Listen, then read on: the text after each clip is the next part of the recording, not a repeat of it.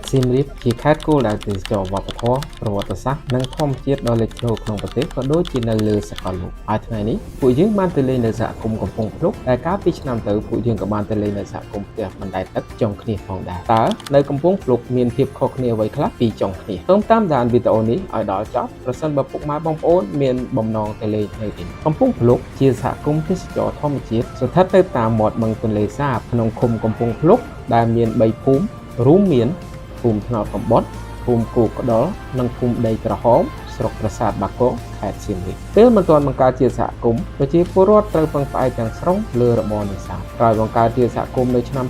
2013ពលរដ្ឋកំពង់ភ្លុកភាគច្រើនងាកមកបើកទូកដឹកភ្ញៀវទេសចរជាពិសេសគាំទ្រដល់ស្ត្រីក្នុងភូមិដោយផ្ដល់ឲ្យពួកគាត់មានមុខរបរថ្មីគឺការអុំទូកដឹកភ្ញៀវទេសចរ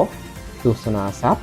និងព្រៃលិចទឹកនៅពេលនេះជារដូវវស្សាផ្ទះទាំងអស់នោះនឹងប្រែទៅជាភូមិបណ្ដែតទឹកនៅលើសមុទ្រទឹកសាបដ៏ធំល្វឹងល្វើយយើងអាចទស្សនាជីវភាពរស់នៅប្រចាំថ្ងៃរបស់ប្រជាជននៅតាមមាត់បឹងទន្លេសាបទូកជាមធ្យោបាយធ្វើដំណើរសំខាន់ជាងគេបំផុតទាំងនេសាទធ្វើដំណើរឬទៅរៀនជាដើមសហគមន៍នេះមានចម្ងាយប្រមាណ30គីឡូម៉ែត្រពីទីរួមខេត្តដើម្បីអាចទៅទស្សនាទិដ្ឋភាពសហគមន៍នេះទេសចរត្រូវជួលទូកទេសចររបស់សហគមន៍ហើយភ្ញៀវទេសចរជាតិអន្តរជាតិអាចធ្វើដំណើរទៅកាន់សហគមន៍ទេសចរកំពង់ភ្លុកបានតាមរយៈរថយន្តរ៉ឺម៉កឬម៉ូតូដោយប្រើរយៈពេលប្រមាណ25នាទីពីទីរួមខេត្តទៅកាន់ចំណតកាណូតរបស់សហគមន៍ហើយបន្តដំណើរដោយកាណូតឬទូកប្រមាណ20នាទីទៀតទើបទៅដល់សហគមន៍កំពង់ភ្លុកទូកអាចទុកទេសចរចន្លោះពី50ទៅ60នាក់ដោយដឹកចាប់ពីមនុស្ស8នាក់ឡើងទៅចំណែកតម្លៃទូកចន្លោះពី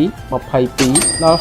$60អាស្រ័យទៅតាមចំនួនភ្ញៀវហើយបើភ្ញៀវច្រើនតម្លៃក៏កាន់តែទូកបន្ទាប់ពីទស្សនានិងស្វែងយល់ពីជីវភាពប្រជាសហគមន៍កន្លែងដែលទេសចរមិនគួររំលងគឺជាទូកមើលទេសភាពនិងព្រៃលិចទឹកដែលមានអ្នកអុំទូកភាគច្រើនជាស្ត្រីចំណាស់ក្នុងមួយទូកជិះបាន2នាក់ភ្ញៀវទេសចរចំណាយ